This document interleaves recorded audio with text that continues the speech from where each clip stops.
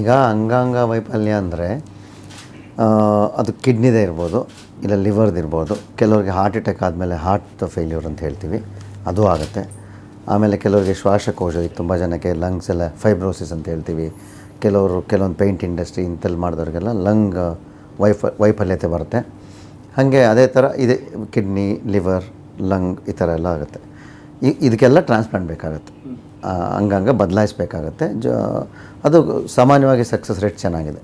ಚಿಕ್ಕ ಕರಳು ಹಾಗೆ ಆಗುತ್ತೆ, ರಕ್ತ ಬ್ಲಾಕ್ ಆಗಿ ಅದು ಕೂಡ ಕೊಳ್ತೋಗುತ್ತೆ, ಅದು ಕೂಡ ಒಂದು ಟ್ರಾನ್ಸ್ಪ್ಲಾಂಟ್ ಇದೆ. ಈಗ ಕೆಲವೊಬ್ಬರಿಗೆ ಸಿವಿಯರ್ ಡಯಾಬಿಟಿಸ್ ಬಂದು ಪ್ಯಾಂಕ್ರಿಯಾಸು ಫೇಲ್ ಆಗಿರುತ್ತೆ, ಕಿಡ್ನಿನೂ ಫೇಲ್ ಆಗಿರುತ್ತೆ. ಅವಾಗ ಅವರಿಗೆ ಪ್ಯಾಂಕ್ರಿಯಾಸ್ ಕಿಡ್ನಿ ಎರಡೂ ಒಟ್ಟಿಗೆ ಟ್ರಾನ್ಸ್ಪ್ಲಾಂಟ್ ಆಗುತ್ತೆ, ಸೈಮಲ್ಟೇನಿಯಸ್ ಕಿಡ್ನಿ ಪ್ಯಾಂಕ್ರಿಯಾಸ್ ಅಂತ. ಈಗ ಲಿವರ್ಗೆ ಬಂದಾಗ ಏನಾಗುತ್ತೆ, ಲಿವರು ಒಂದು ದೊಡ್ಡ ಆರ್ಗನ್ನು. ಇಷ್ಟು ಟ್ರಾನ್ಸ್ಪ್ಲಾಂಟಲ್ಲಿ ಕಷ್ಟವಾದ ಕಸಿ ಅಂದರೆ ಲಿವರ್ ಕಸಿ ಮಾಡಲಿಕ್ಕೆ. But most supporting organ is liver. ಒಂದು ಸರಿ ಹಾಕಿದ್ಮೇಲೆ ರಿಕವರಿ ಆಗ್ಬೋದು, ಲಾಂಗ್ ಟೈಮ್ ಸರ್ವೈವಲ್ ಆಗ್ಬೋದು, ಎಲ್ಲ ಚೆನ್ನಾಗಿರೋದು ಲಿವರಲ್ಲಿ.